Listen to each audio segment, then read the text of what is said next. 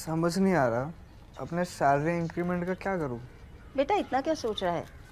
अपने mutual funds के SIP का टॉपअप करा ले। This is the right time. क्या? समझ में नहीं आया। बेटा इतना क्या सोच रहा है? अपने म्यूचुअल फंड्स का एसआईपी टॉपअप करा ले। This is the right time. अब समझा।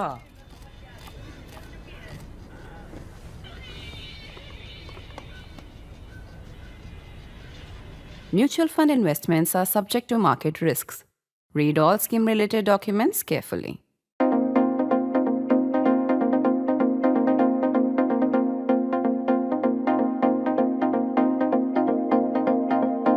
Now that both the IAF and PAF have made formal claims of the others' aircraft, they say they've shot down in the 87-hour predominantly aerial conflagration in May. We can explore some deeper issues. These are not so much to do with the veracity of their claims as with the larger issue. Do these numbers matter? Do these really matter? What do these numbers count for? I can begin this with a trick question. If in a war, one side loses 13 aircraft to combat and the other just 5, who won that war? Let's take a deep breath now, pause and reflect a little bit. All of the active India-Pakistan full-scale wars and conflicts have been short, 22 days in 1965 being the longest. Op Sindoor was just over 3 days. Whenever a conclusive outcome like capitulation and mass surrender is missing, there is scope for both sides to claim victory. That's always happened in India-Pakistan's case, except once. There is clarity in some situations, however. We Indians believe we won every war or skirmish, but accept that we lost in 1962 to China, unfortunately and sadly. Similarly, the Pakistanis concede the defeat in 1971. Their capitulation in the eastern sector was total, topped with the surrender and India taking 93,000 prisoners of war. So which Air Force lost how many aircraft to combat in 1971 just in that eastern sector? The numbers established even by rival historians with tail numbers and pilot names are India 13, Pakistan 5. These are losses in combat, and you will see these lists from one of the books I have consulted, that is Eagles over Bangladesh by PVS Jagan Mohan and Samir Chopra, two Indian air war historians. You can see these precise numbers in detail on their charts. These, mind you, are losses in combat, not to accidents or the 11 Sabres and 2 T-33s that Pakistani pilots abandoned on day 5 of the war before making a daring escape to Burma in commandeered civilian transport. Those will be added, but even if you add that, then to all causes also, IAF lost many more aircraft than PAF. Which brings us back to that trick question. At 13 to 5, the IAF lost about 3 times as many aircraft to combat than the PAF in the eastern sector in 1971. So who won that war? Is that even a question? That was as decisive a victory for India as any you've seen in the modern history of war. And how did IAF lose those 13 aircraft? 2. Just 2 were lost in air combat, as 5 of the Pakistani Air Forces were. And the rest to small arms fire from the ground. Small arms fire, some anti-aircraft fire. Why is a good question. Why did IAF lose these aircraft? That's because we told you PAF pilots escaped abandoning their aircraft, and for them the war was over. For the IAF, the war did not end even once the PAF was defeated. In fact, they redoubled close ground support to the army to hasten the victory and minimize the army's casualties, whatever the risk of its own attrition. That's the way the IAF has functioned. 11 of the 13 aircraft were lost to ground fire, mostly flying very low, except maybe one over Tezgaon in Dhaka to anti-aircraft fire. This is the essential difference between the two air forces. One is obsessed with defensive air combat and self-preservation. The other has an all-out aggressive approach as part of the larger national effort. Losses, as Air Marshal A.K. Bharti said in one of his briefings, will take place when you go out in combat. The PAF is numbers obsessed. The IAF is overall outcome oriented. For the PAF and Pakistani public opinion, however, all that matters is how many aircraft they shot down. Not surprisingly, a Gallup Pakistan poll post Op Sindoor showed 96% Pakistanis believe they won the war. The mood has been so heady there that while it is the Air Force that the Pakistanis think won them the war, the army chief is the one who got that ridiculous 5th star. The air chief, already on extension, got a further extension, this time indefinitely. You have to feel for the poor Navy guy. This demonstrates the essential doctrinal difference between the two air forces. The PAF is like a super defensive boxer who, face covered like this with gloves, waiting for the rival to attack and land a punch when an opening arises. The IAF, on the contrary, has a doctrine of all-out strikes. It's willing to take the risk that it might have to take a few punches. If the PAF believes in risk avoidance, the IAF is a risk taker, often at the cost of frustrating its fans with early losses. This is therefore an important point to note post Op Sindoor. Historically, the PAF has assessed its performance simply in terms of the score in the air. However the war ended. Its mindset is a limited defensive war against the IAF to inflict attrition. It has historically aimed at that self-limiting objective, while the larger cause is invariably lost. In any war, extended or limited, no Air Force, Army or Navy fights only its counterpart. The key factor is, what were your nation's objectives in the war? What did you do to enable it to achieve them? India's Op Sindoor had three objectives. One, destroy the established and well-identified and well-known headquarters of the two big terror organizations, Lashkar-e-Taiba at Murid near Lahore and Jaish-e-Mohammed's headquarters at Bahawalpur. Second, deter and defend any counter-strike by the Pakistani forces. All of these three boxes the IAF checked. As several top Indian military leaders have said, there were some losses in the first step, achieving first of these three objectives. For the first and the third operations, it also has high definition pictures and local videos as evidence. What does it tell us about the PAF's psyche? If you've been watching the briefings of PAF, situational awareness has been its favorite buzzword. It will therefore go on and on about its air-to-air claims. In the big picture, it failed to protect any of the predetermined IAF targets deep inside its own territory, Pakistan's own territory, despite 15 days of warning and zero surprise. Forget preventing, it couldn't even interrupt the strike package.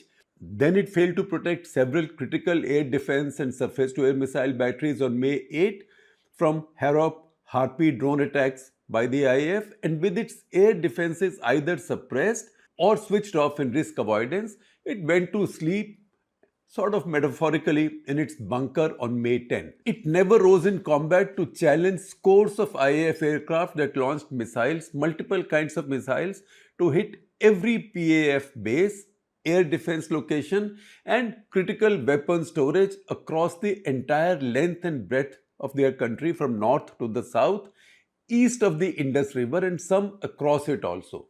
You can be sure that if this had gone on for another day, all bases west of the Indus would have been attacked as well. The fact is, the PAF was no longer up for a fight. In fact, the only time the PAF was seen in an attacking mode was before the Indian strikes. It was when the two JF-17s launched Chinese CM-400 AKG anti-radiation missiles to target the S-400 radar or batteries at Adampur. It was a bold raid, but foiled by the IAF defenses. Most certainly it was foiled by the IAF defenses.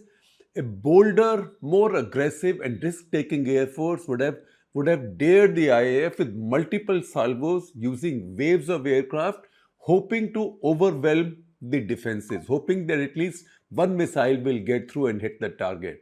But risk-taking isn't the PAF's style.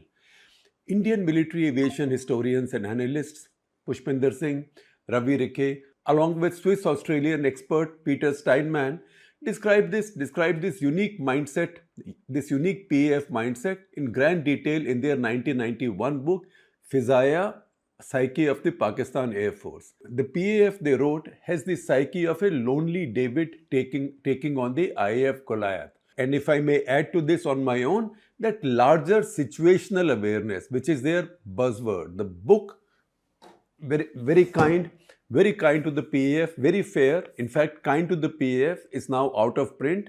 Pushpinder or Pushy, who the defense writers and nerds of my generations owe an incredible debt of gratitude for our learnings, passed away in 2021. I thank his son Vikramjit for lending me this last surviving copy of Fizaya.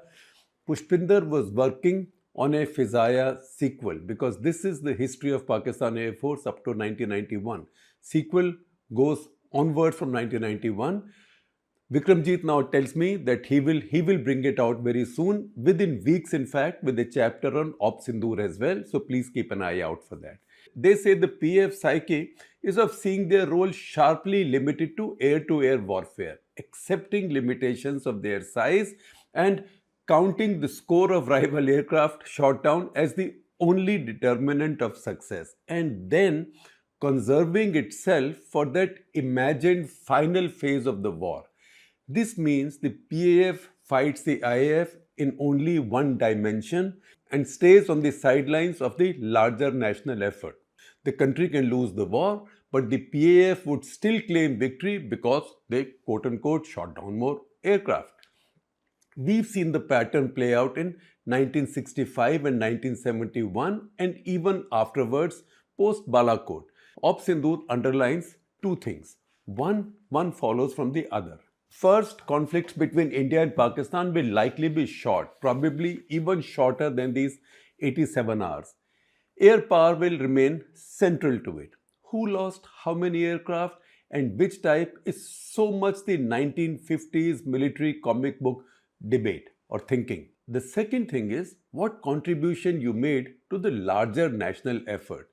For the second, the PAF has produced not a scrap of evidence or picture after more than 3 months. That's when so much commercial imagery is available and they have access to the entire Chinese spaceware. They found nothing. It's inexcusable where even OSINT operators, OSINT handlers can find commercial imagery. In fact, many of them have found commercial imagery on Pakistani bases. They've looked at Indian bases but found nothing that they can talk about by way of damage.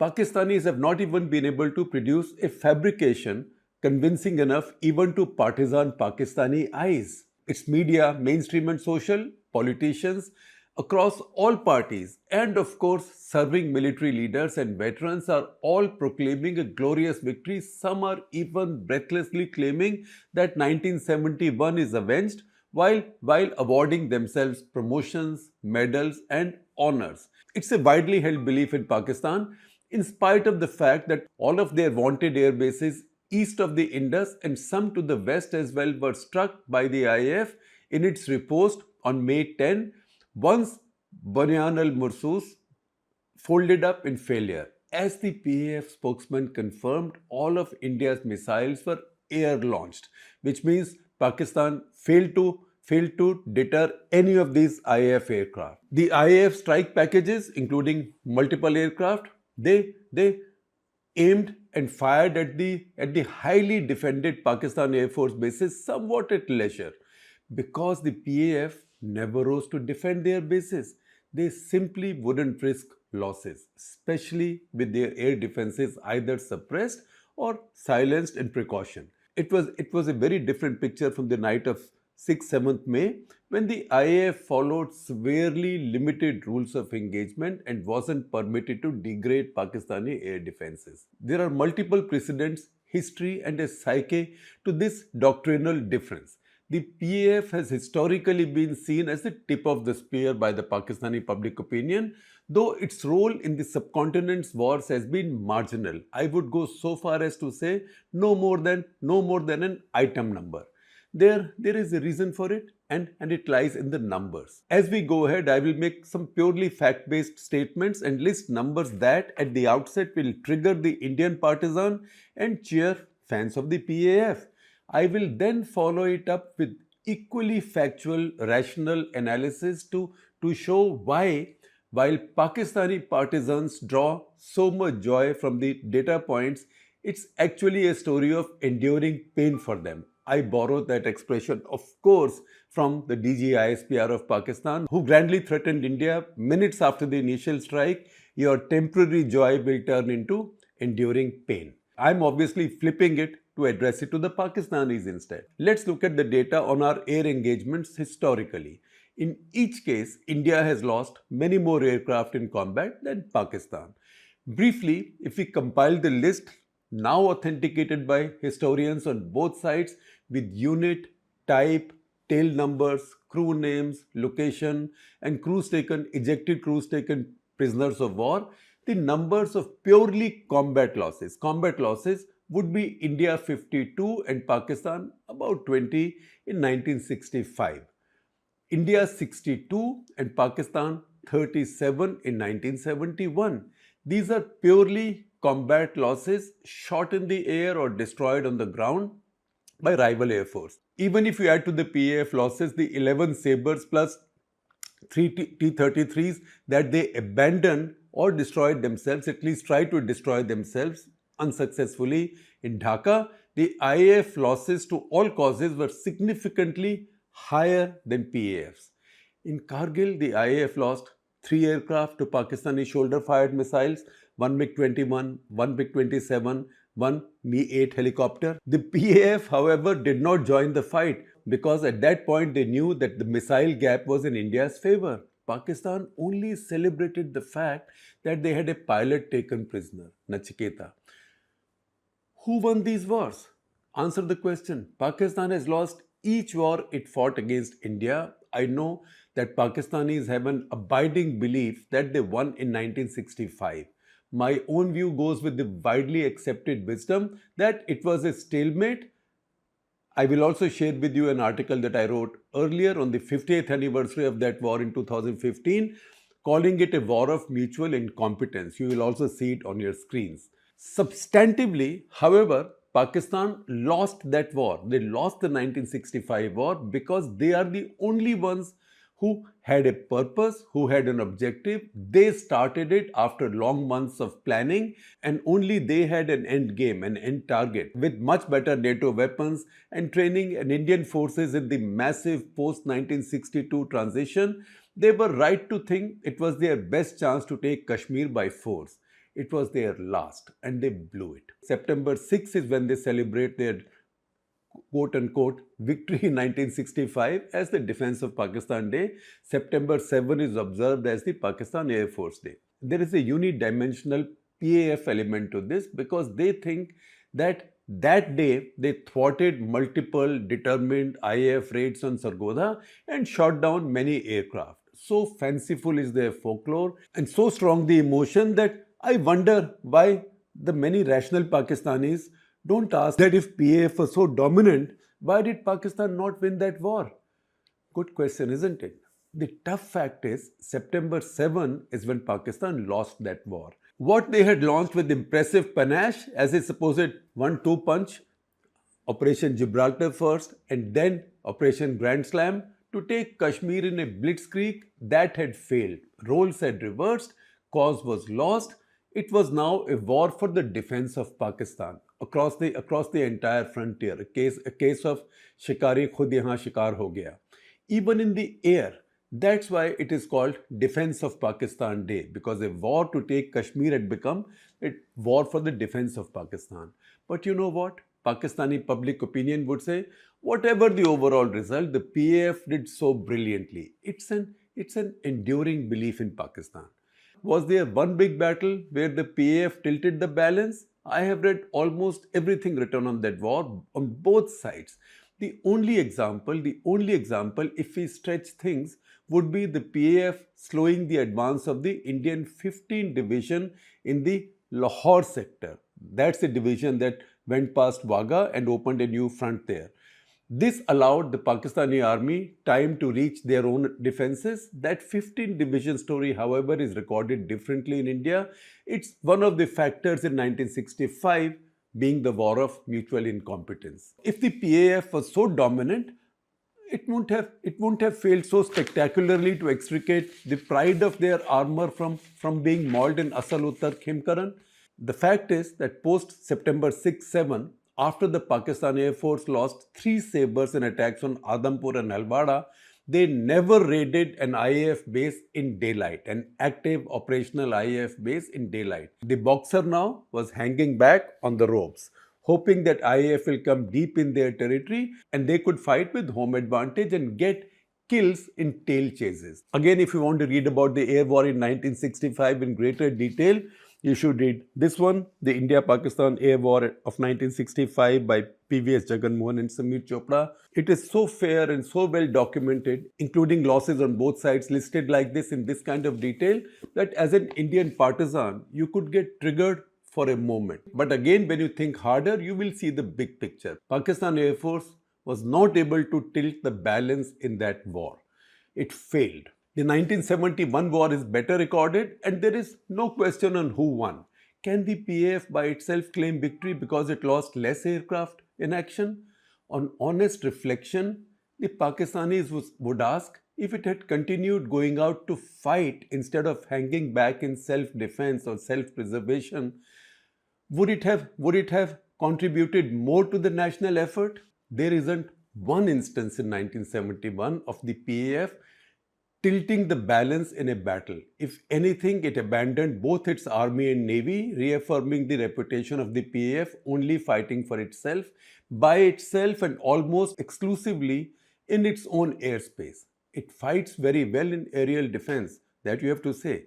It fights very well in aerial defense. It is optimized for that limited role. Its failures in that war, 71 war, were crippling. The IAF hunters visited Karachi multiple times in daytime, unchallenged over 4 days, lighting up the oil storages, as did the Canberras at night, and meanwhile the Navy also was raining missiles there. The IAF almost single-handedly won the Battle of Longewala, one on which the movie Border was based, and devastated an armoured brigade by itself. If only a couple of PAF fighters had appeared overhead, the history of that battle might have been different. All the IAF had were 4 hunters running 2-ship relays, do aaye phir do gaye, from an advanced airfield those days, Jaisalmer, with minimal support infrastructure. To complete the 3-example rule, while the Pakistani army was close to a breakthrough in Fazilka in the Punjab sector in 1971, where India was in such trouble that it had already replaced its 67 Brigade commander for failure, the PAF was mostly missing in action. In each of these 3 cases, it had the ability to shift the weight of the battle, rewrite history, but if it did not do any of that, that's because it wasn't doctrinally primed to do that. In the same war, the IAF took heavy losses from ground fire, mostly small arms, and the first 2, Fazilka and Suleimanki, to buy time for beleaguered Indian army units. It accepted the losses because the larger cause mattered. In the 62 IAF losses to combat, 17, the largest number for a type, 17 were large and wide, low-flying Sukhoi 7s, all to small arms fire, almost all to small arms fire. There were also 5 slow Mystiers also performing the same role. If the IAF did not flinch, that's because they had a mission. They weren't bean counting. On the contrary, loss/casualty aversion has been central to the PAF thinking. This is passive defense. It minimizes your risks and brings you bragging rights, and your fans will never look at the big picture. The IAF is the exact opposite. It's aggressive, risk-taking, and takes the battle to the enemy's airspace. Again, data, which both sides broadly accept, now tells us that of the aircraft lost in air, either to air combat or ground fire in 1965, the IAF lost 4 times as many over Pakistani airspace than in their own. That means if they lost 10 aircraft, then 8 were in Pakistani airspace, 2 in their own. Again in 1971, that ratio was 5:1. So for any one aircraft that IAF might have lost in their own airspace, they lost 5 in the Pakistani airspace. It was because after day 1, the PAF never attacked Indian defended sectors deeper than 50 kilometers, mostly 25 kilometers in daylight. It merely sat back to defend mostly its own bases. Or Karachi wouldn't be abandoned. Any losses that the IAS then took were over Pakistani controlled territory. In fact, the only loss the IAF suffered in its own airspace was Flying Officer Nirmaljeet Singh Sekhon in Srinagar for his lonely battle with 6 PAF sabres. He was awarded a posthumous Paramveer Chakra. PAF historian Air Commodore retired Kaisar Tufail acknowledges the lonely battle on his blog under the headline, "A Hard Nut to Crack." Similarly, because the PAF sat back in defense, most of its losses were in home skies. Our official history of the 1971 war was never formally released, but it was leaked to the Times of India. And you can find it now in full on the Bharat Rakshak website. It concludes a section on the PAF at the end of that war very fairly with the line, "In the ring and on its feet." It was so fair, that line, that Kaisar Tufail used this as the title for his book on the PAF's version of the 1971 war, "In the Ring and Up for a Fight." The upshot is, while the IAF had been dominant, but when the war stopped after 13 days, the PAF still had enough strength conserved in case the war had prolonged. While air-to-air combat always draws much of the attention, the larger dimensions of air power are missed in that excitement. Who shot down how many doesn't really count as much as what was air power's role in the larger national war effort. In any case, if you only indulge in bean counting, you can exaggerate at will. In 1971, by the third day, Pakistan had already claimed 120 IAF aircraft down. I can share with you this front page from dawn from the morning of December 5. The harsh truth is, in the biggest battles of both our big wars, the PAF, though sometimes present, did not make any decisive or worthwhile impact, even for its own historians and hagiographers to take note of. Its claims of air superiority remained confined to its own airspace, deep inside its own airspace, and that, any military historian will tell you, is no superiority at all. Armed forces are conservative and rarely shift from their set doctrines even across generations. We saw it from Pakistan Air Force, PAF, in Op Sindoor as well. Once the IAF put it under the pump, it went into the familiar old mode of living to fight another day. The outcome is that the PAF satisfies itself with the relatively juvenile idea of shooting down some aircraft, exaggerating the numbers, and celebrating that in isolation of how the war ended. The IAF has ended up always on the winning side. I went through this history to distill the facts and put the rival post-Sindoor arguments in a fair, substantive perspective. And there is also a postscript to this. If you are interested in a deeper dive, I am listing for you some of my readings for this article. I have taken a close look at serious historians' claims from both sides to arrive at the rival numbers. Since exaggeration of aerial performance is set deep in the PAF psyche, it is likely they will claim their numbers are even better than these. But if they say that, that only makes my point stronger. Then whatever the PAF might have done, it was fighting a war of its own and not contributing adequately or significantly to the national effort. In short, whatever they may have done, theirs is the side that lost the war.